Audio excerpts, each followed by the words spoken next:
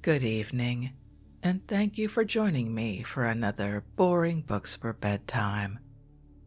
I hope tonight's selection provides all the boredom your busy brain needs to quiet down and let you get some sleep. Before we begin, I'd like to give a special shout out of thanks to some new members of our Patreon family, Tony and Barbara. Thank you both so much for supporting this podcast. By becoming members of Patreon, you help us remain 100% listener supported and ad-free for everyone, and it's very much appreciated. If you are interested in supporting Boring Books for Bedtime and finding out more about the perks available to subscribers, including exclusive episodes, downloadable files, and full books found nowhere else, you'll find a link to Patreon in the show description. You'll also find a link to buymeacoffee.com, where you can support us with a one-time tip. No subscription required. I hope you'll take a moment to check them out. Now, let's read and relax. Find a comfortable spot. Adjust your volume. Take a nice deep breath in. Let it out slowly. And off we go. Tonight, let's kick off another theme month focused on books I get requests for again and again. And in these months of summer in the Northern Hemisphere, what better time for a month focused on travel? So let's kick it off with more from a wonderful work, Sailing Alone Around the World by Captain Joshua Slocum, illustrated by Thomas Fogarty and George Varian, and first published in 1900. Let's pick up right where we left off in the middle of Chapter 6 on the coast of South America. Let's begin. Christmas of 1895 found the Spray refitted even to a wonderful makeshift stove, which was contrived from a large iron drum of some sort, punched full of holes to give it a draught. The pipe reached straight up through the top of the forecastle. Now, this was not a stove by mere courtesy. It was always hungry even for green wood, and in cold, wet days off the coast of Tierra del Fuego, it stood me in good stead. Its one door swung on copper hinges, which one of the yard apprentices with laudable pride polished till the whole thing blushed like the brass binnacle of a P&O steamer. The Spray was now ready for sea. Instead of proceeding at once on her voyage, however, she made an excursion up the river, sailing December 29th. An old friend of mine, Captain Howard of Cape Cod and of River Plate fame, took the trip in her to Buenos Aires, where she arrived early on the following day, with a gale of wind and a current so much in her favor that she outdid herself. I was glad to have a sailor of Howard's experience on board to witness her performance of sailing, with no living being at the helm. Howard sat near the binnacle and watched the compass while the sloop held her course so steadily that one would have declared that the card was nailed fast. Not a quarter of a point did she deviate from her course. My old friend had owned and sailed a pilot sloop on the river for many years, but this feat took the wind out of his sails at last, and he cried, "I'll be stranded on Chico Bank if ever I saw the like of it." Perhaps he had never given his sloop a chance to show what she could do. The point I make for the Spray here, above all other points, is that she sailed in shoal water and in a strong current with other difficult and unusual conditions. Captain Howard took all this into account. In all the years away from his native home, Howard had not forgotten the art of making fish chowders, and to prove this he brought along some fine rockfish and prepared a mess fit for kings. When the savory chowder was done, chalking the pot securely between two boxes on the cabin floor so that it could not roll over, we helped ourselves and swapped yarns over it, while the spray made her own way through the darkness on the river. Howard told me stories about the Fuegian cannibals as she reeled along, and I told him about the pilot of the Pinta steering my vessel through the storm off the coast of the Azores, and that I looked for him at the helm in a gale such as this. I do not charge Howard with superstition. We are none of us superstitious, but when I spoke about his returning to Montevideo on the Spray, he shook his head and took a steam packet instead. I had not been in Buenos Aires for a number of years. The place where I had once landed from packets in a cart was now built up with magnificent docks. Vast fortunes had been spent in remodeling the harbor. London bankers could tell you that. The port captain, after assigning the Spray a safe berth with his compliments, sent me word to call on him for anything I might want while in port, and I felt quite sure that his friendship was sincere. The sloop was well cared for at Buenos Aires. Her dockage and tonnage dues were all free, and the yachting fraternity of the city welcomed her with a good will. In town I found things not so greatly changed as about the docks, and I soon felt myself more at home. From Montevideo, I had forwarded a letter from Sir Edward Hareby to the owner of the Standard, Mr. Mulhall, and in reply to it was assured of a warm welcome to the warmest heart, I think, outside of Ireland.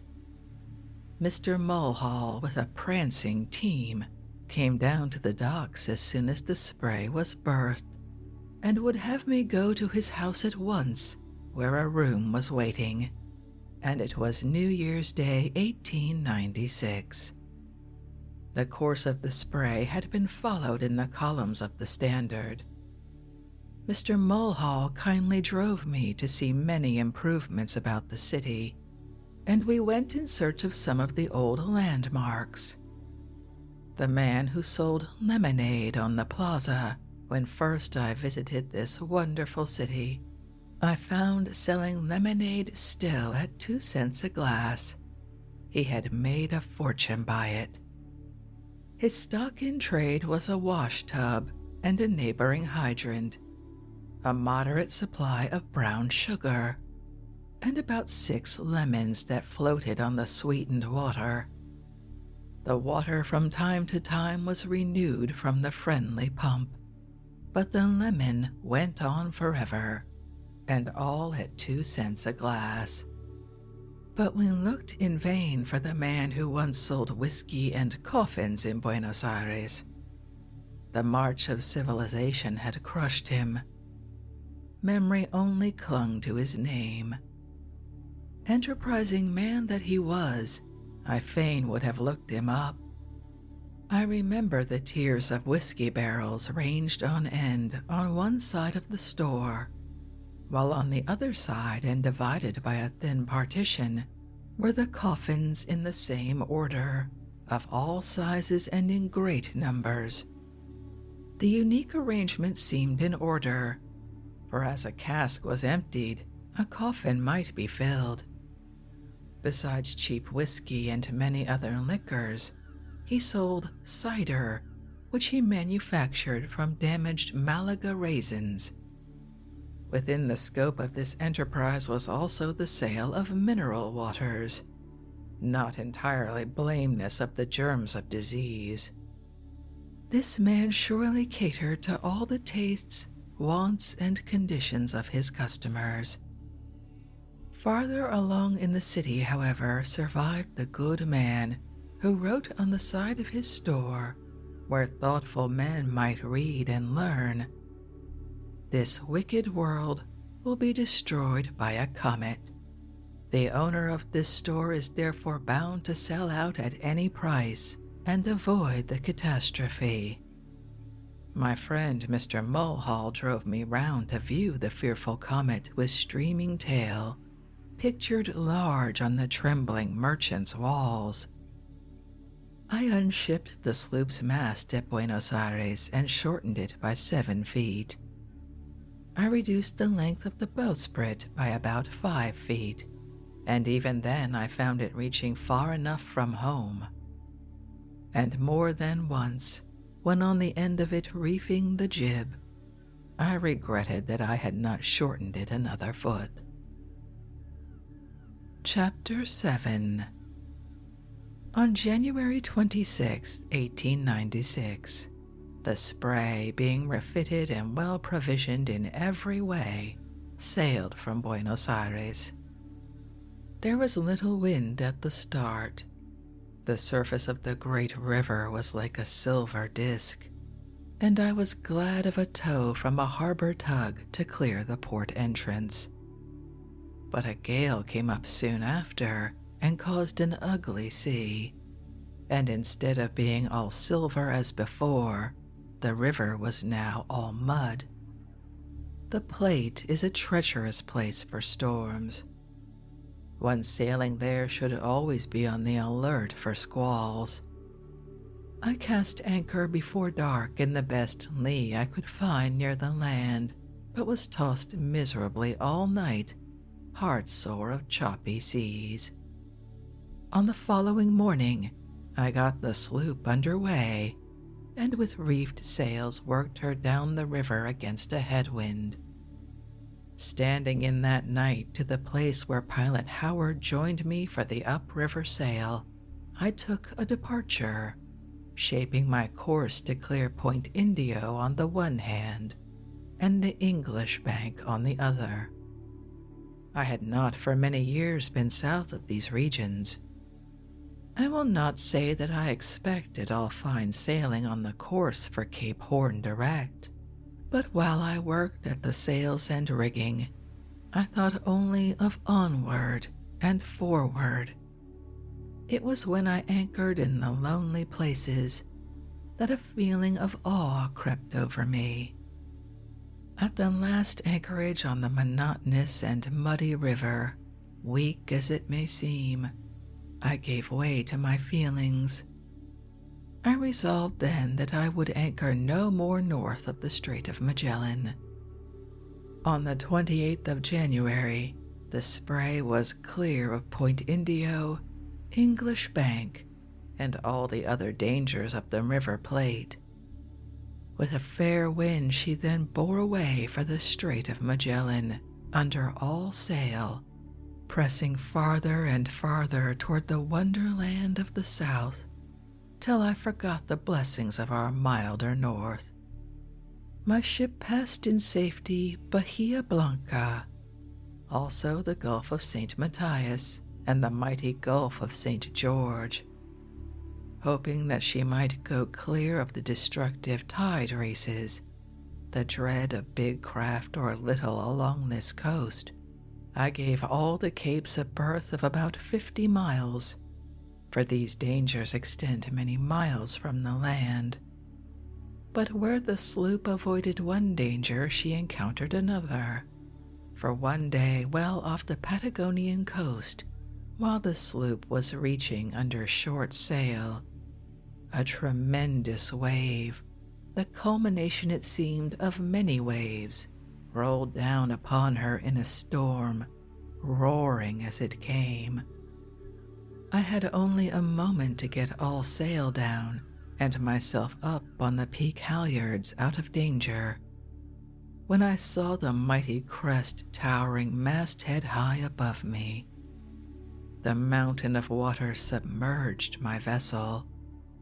She shook in every timber and reeled under the weight of the sea, but rose quickly out of it and rode grandly over the rollers that followed.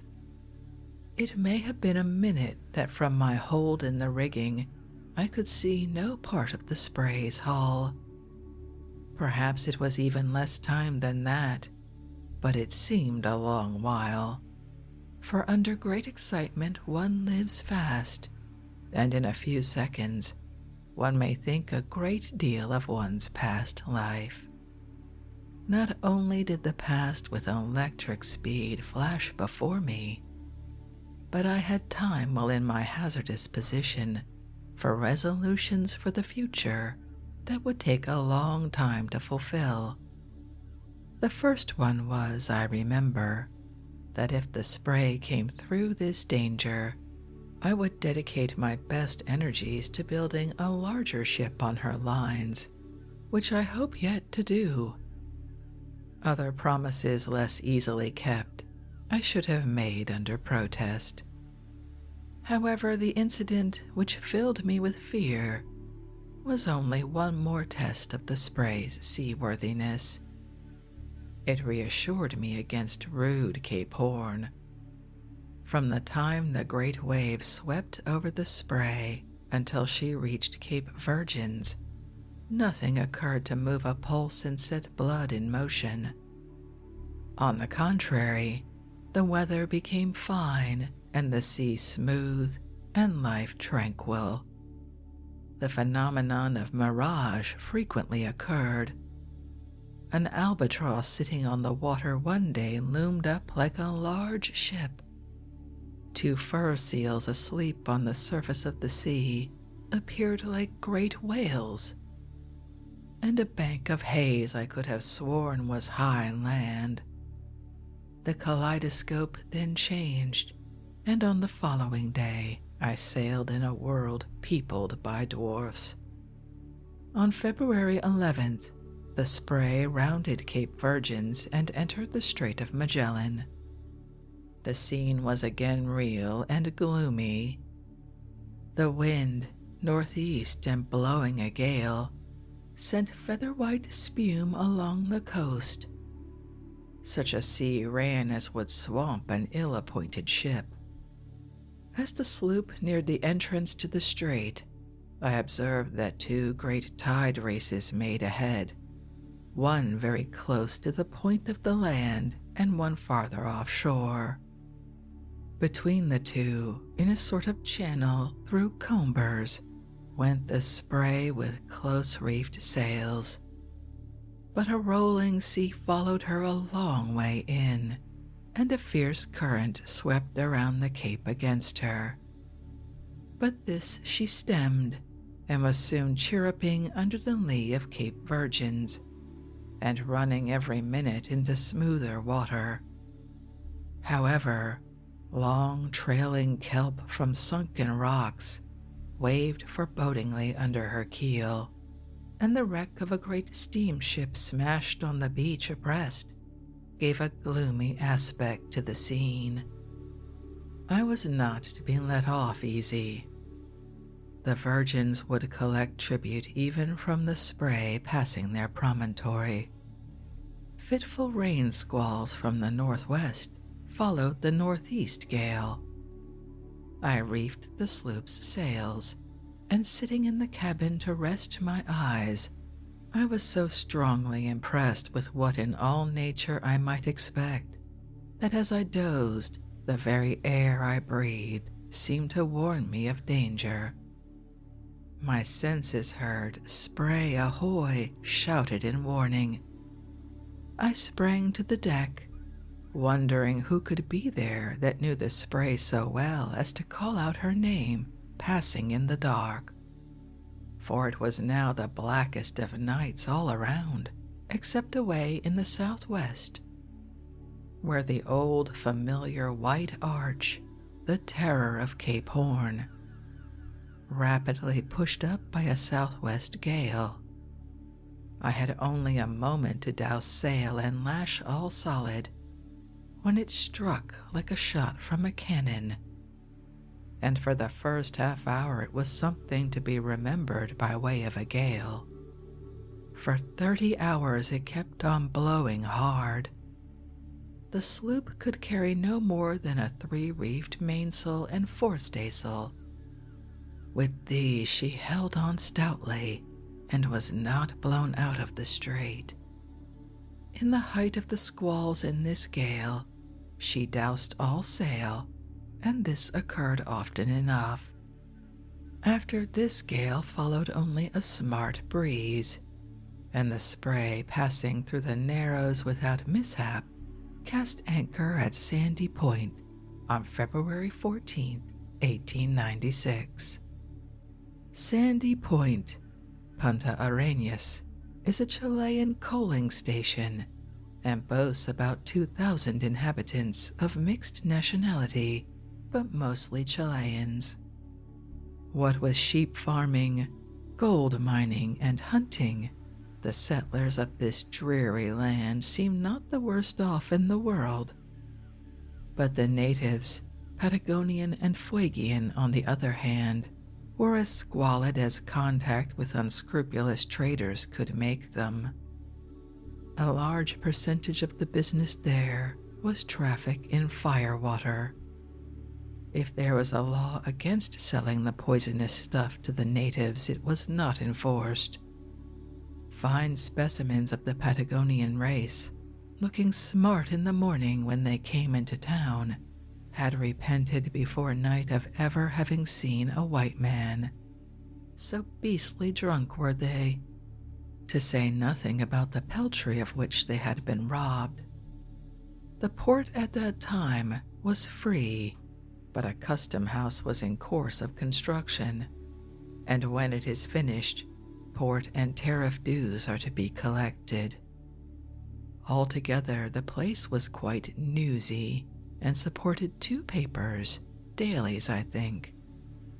The port captain, a Chilean naval officer, advised me to ship hands to fight Indians in the strait farther west, and spoke of my stopping until a gunboat should be going through, which would give me a tow.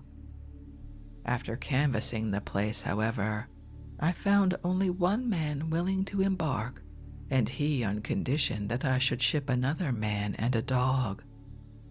But as no one else was willing to come along, and as I drew the line at dogs, I said no more about the matter, but simply loaded my guns.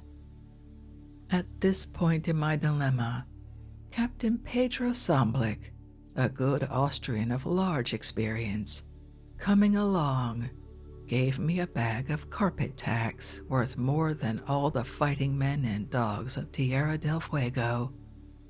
I protested that I had no use for carpet tacks on board. Samblick smiled at my want of experience and maintained stoutly that I would have use for them. You must use them with discretion, he said. That is to say, don't step on them yourself. With this remote hint about the use of the tacks, I got on all right, and saw the way to maintaining clear decks at night without the care of watching. Samblick was greatly interested in my voyage, and after giving me the tacks, he put on board bags of biscuits and a large quantity of smoked venison. He declared that my bread, which was ordinary sea biscuits and easily broken, was not nutritious as his, which was so hard that I could break it only with a stout blow from a maul.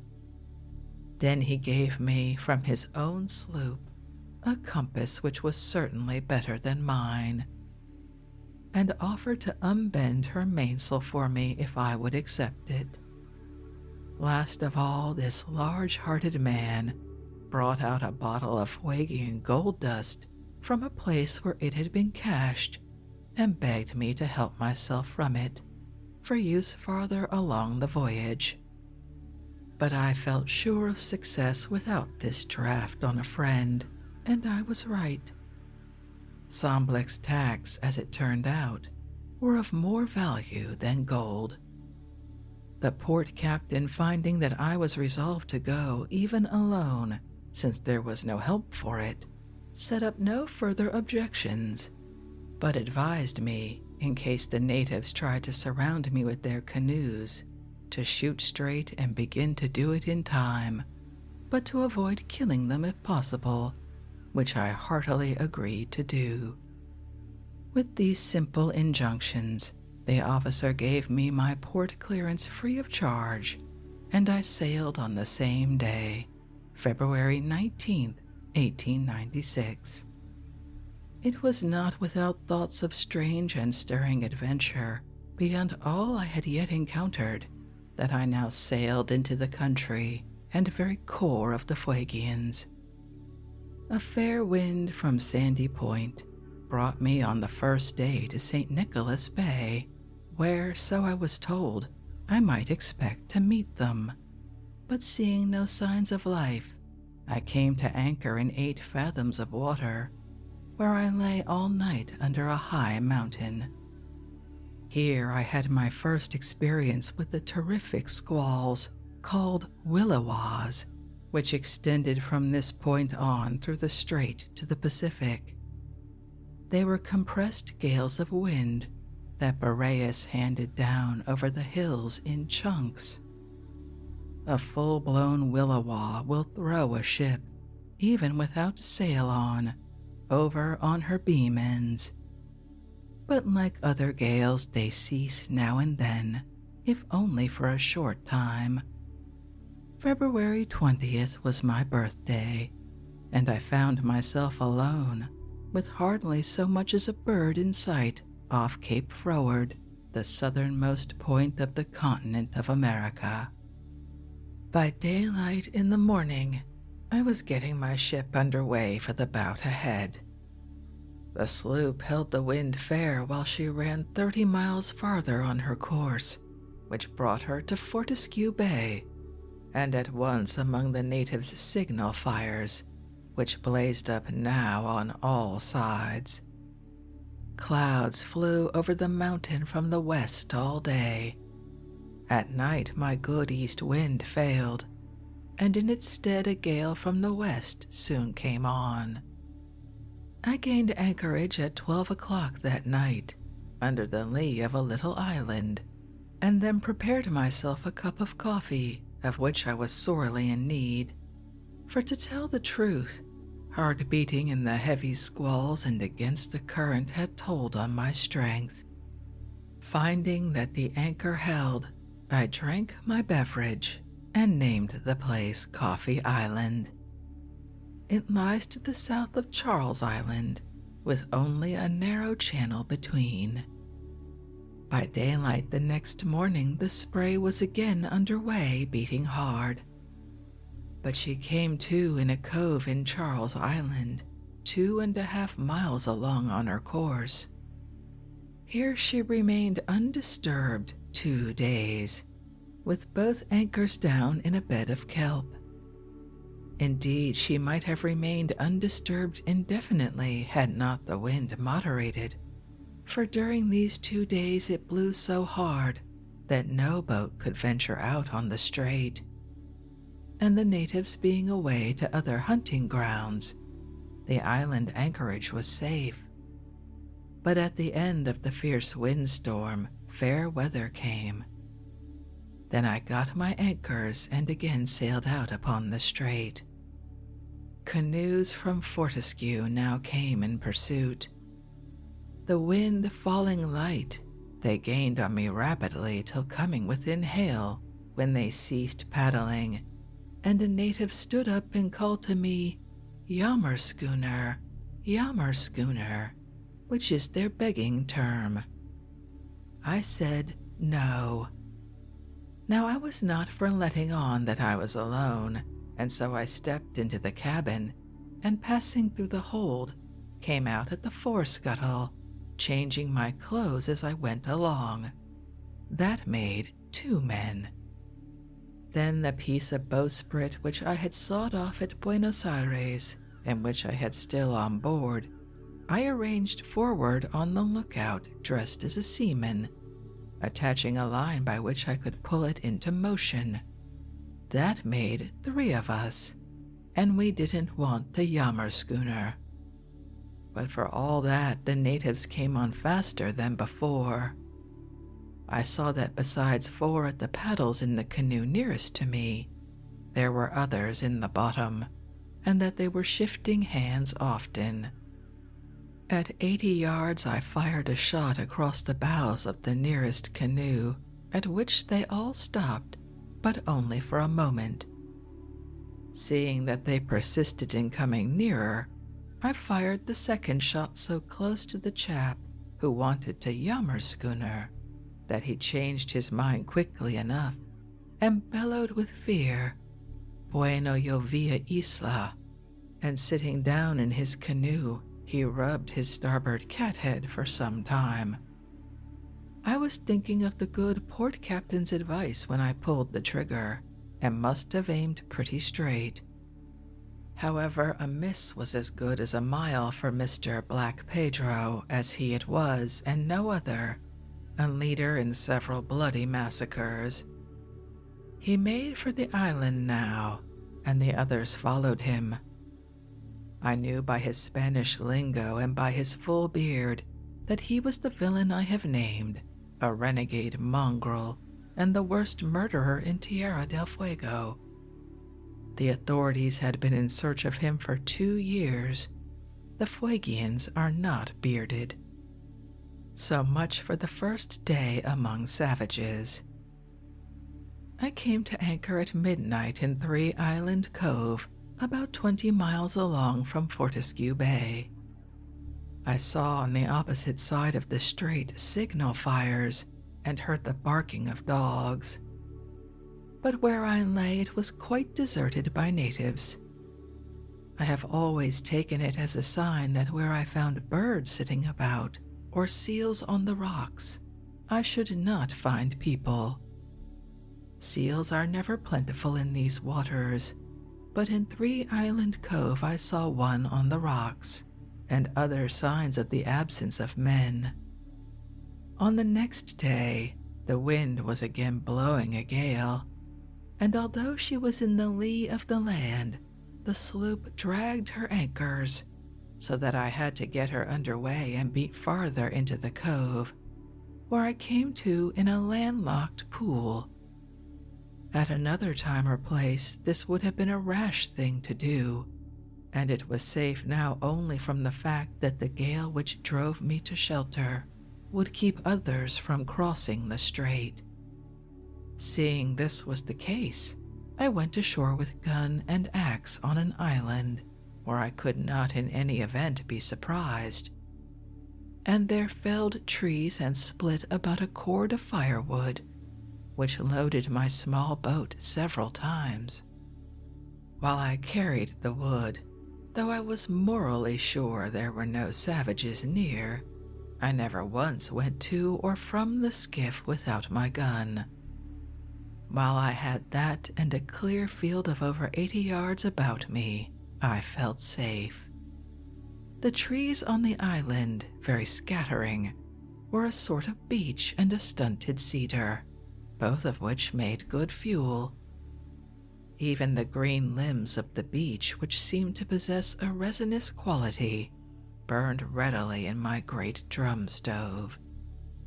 I have described my method of wooding up in detail, that the reader who has kindly borne with me so far may see that in this, as in all other particulars of my voyage, I took great care against all kinds of surprises, whether by animals or by the elements.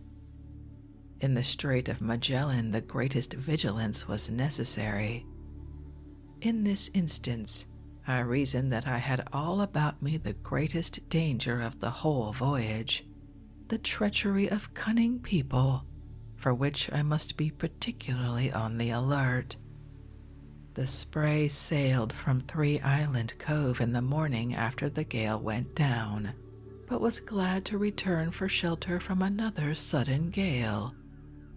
Sailing again on the following day, she fetched Borgia Bay, a few miles on her course, where vessels had anchored from time to time, and had nailed boards on the trees ashore, with name and date of harboring carved or painted. Nothing else could I see to indicate that civilized man had ever been there.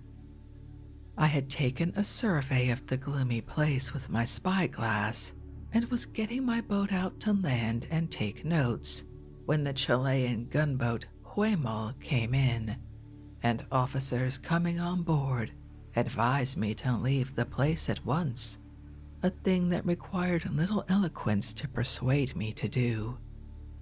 I accepted the captain's kind offer of a tow to the next anchorage, at the place called Notch Cove, 8 miles farther along, where I should be clear of the worst of the Fuegians.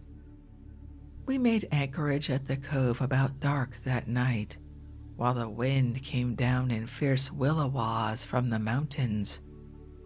An instance of Magellan weather was afforded when the Huemul, a well-appointed gunboat of great power, after attempting on the following day to proceed on her voyage, was obliged by sheer force of the wind to return and take up anchorage again and remain till the gale abated, and lucky she was to get back. Meeting this vessel was a little godsend. She was commanded and officered by high-class sailors and educated gentlemen. An entertainment that was gotten up on her impromptu at the Notch would be hard to beat anywhere. One of her midshipmen sang popular songs in French, German, and Spanish, and one, so he said, in Russian.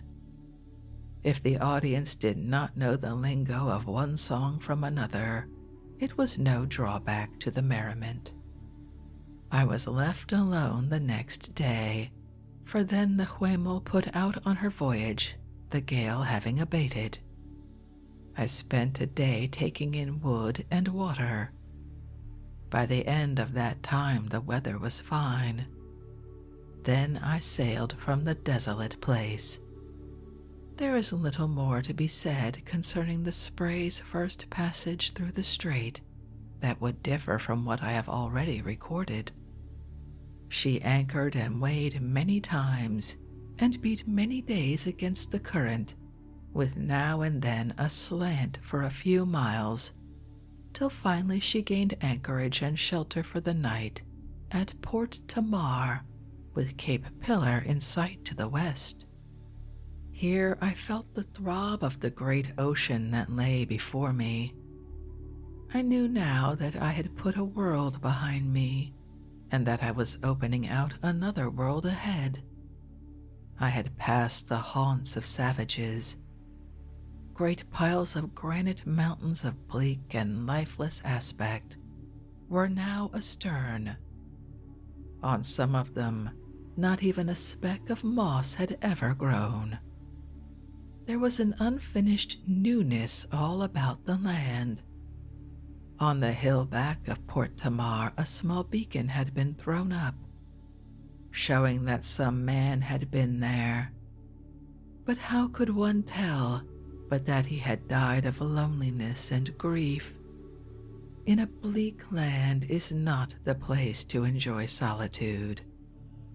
Throughout the whole of the strait west of Cape Froward, I saw no animals except dogs owned by the natives. These I saw often enough and heard them yelping night and day. Birds were not plentiful. The scream of a wild fowl, which I took for a loon, sometimes startled me with its piercing cry.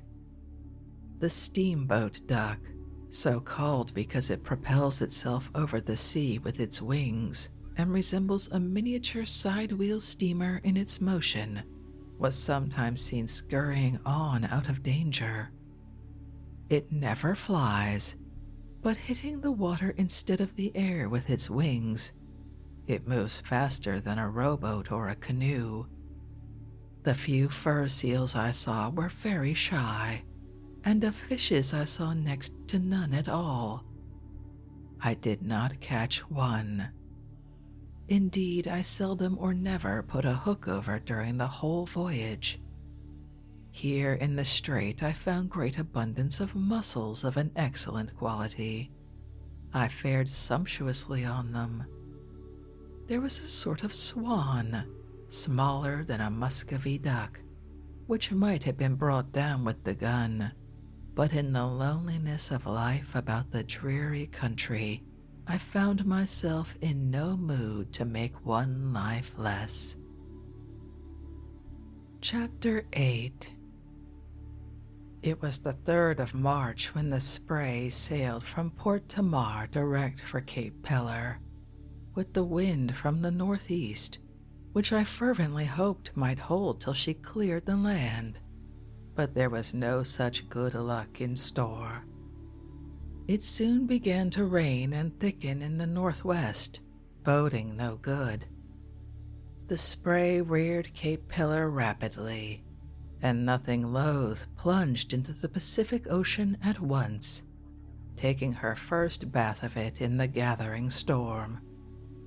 There was no turning back, even had I wished to do so, for the land was now shut out by the darkness of night.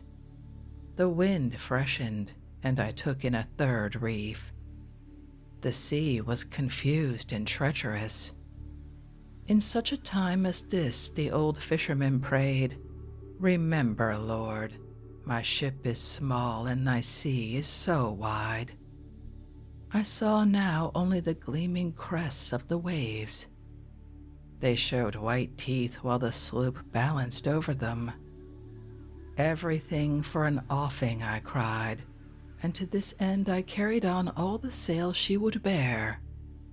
She ran all night with a free sheet, but on the morning of March 4th the wind shifted to southwest, then back suddenly to northwest, and blew with terrific force. The Spray, stripped of her sails, then bore off under bare poles. No ship in the world could have stood up against so violent a gale.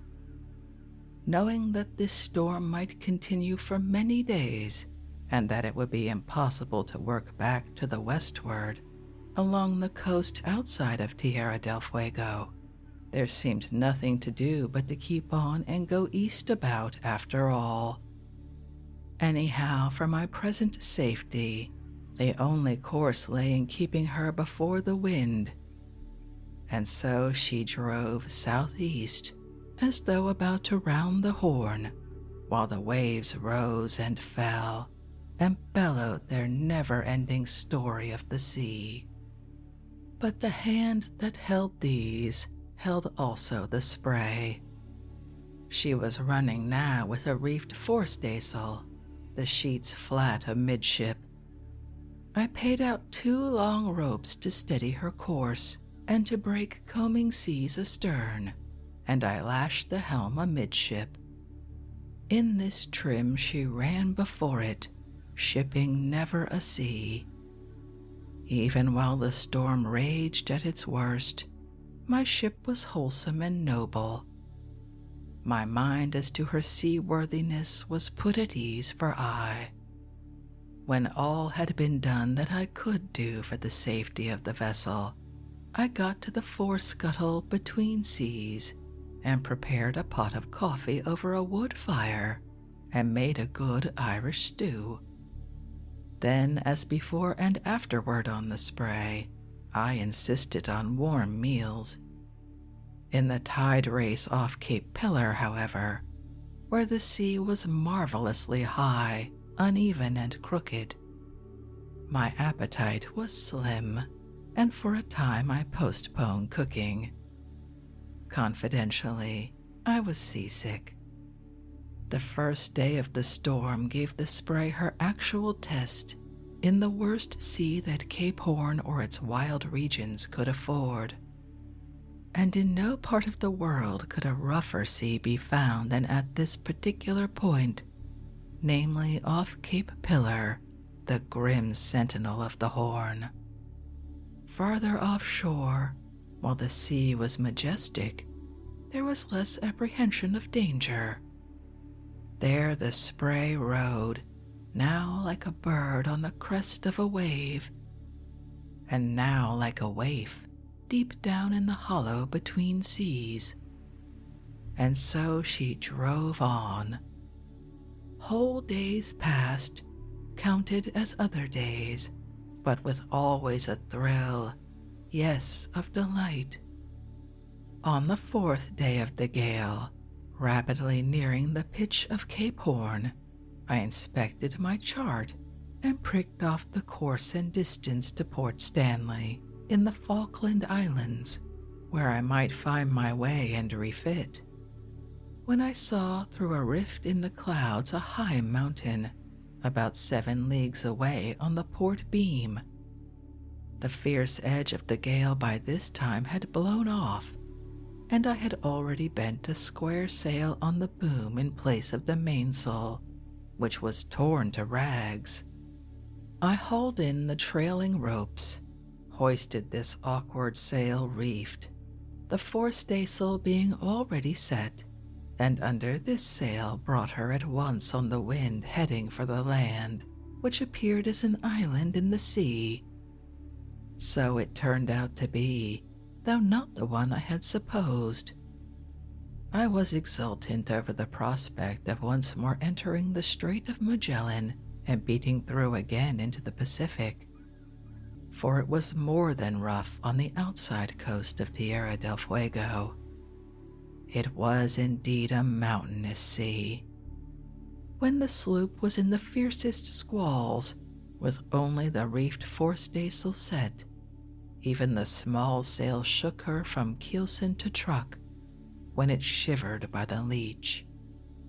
Had I harbored the shadow of a doubt for her safety, it would have been that she might spring a leak in the garboard at the heel of the mast, but she never called me once to the pump. Under pressure of the smallest sail I could set, she made for the land like a racehorse, and steering her over the crests of the waves so that she might not trip was nice work. I stood at the helm now and made the most of it. Night closed in before the sloop reached the land, leaving her feeling the way in pitchy darkness. I saw breakers ahead before long. At this I wore ship and stood offshore, but was immediately startled by the tremendous roaring of breakers again ahead and on the lee bow. This puzzled me, for there should have been no broken water where I supposed myself to be. I kept off a good bit, then wore round, but finding broken water also there, threw her head again offshore. In this way, among dangers, I spent the rest of the night. Hail and sleet and the fierce squalls cut my flesh, till the blood trickled over my face. But what of that? It was daylight, and the sloop was in the midst of the Milky Way of the sea, which is northwest of Cape Horn, and it was the white breakers of a huge sea over sunken rocks which had threatened to engulf her through the night. It was Fury Island I had sighted and steered for, and what a panorama was before me now and all around. It was not the time to complain of a broken skin. What could I do but fill away among the breakers and find a channel between them now that it was day? Since she had escaped the rocks through the night, surely she would find her way by daylight. This was the greatest sea adventure of my life. God knows how my vessel escaped. The sloop at last reached inside of small islands that sheltered her in smooth water. Then I climbed the mast to survey the wild scene astern. The great naturalist Darwin looked over this seascape from the deck of the Beagle, and wrote in his journal, "Any landsman seeing the Milky Way would have nightmare for a week." He might have added, or seamen as well. The Spray's good luck followed fast. I discovered as she sailed along through a labyrinth of islands that she was in the Cockburn Channel, which leads into the Strait of Magellan at a point opposite Cape Froward, and that she was already passing Thieves' Bay, suggestively named. And at night, March 8th, behold, she was at anchor in a snug cove at the turn. Every heartbeat on the spray now counted thanks.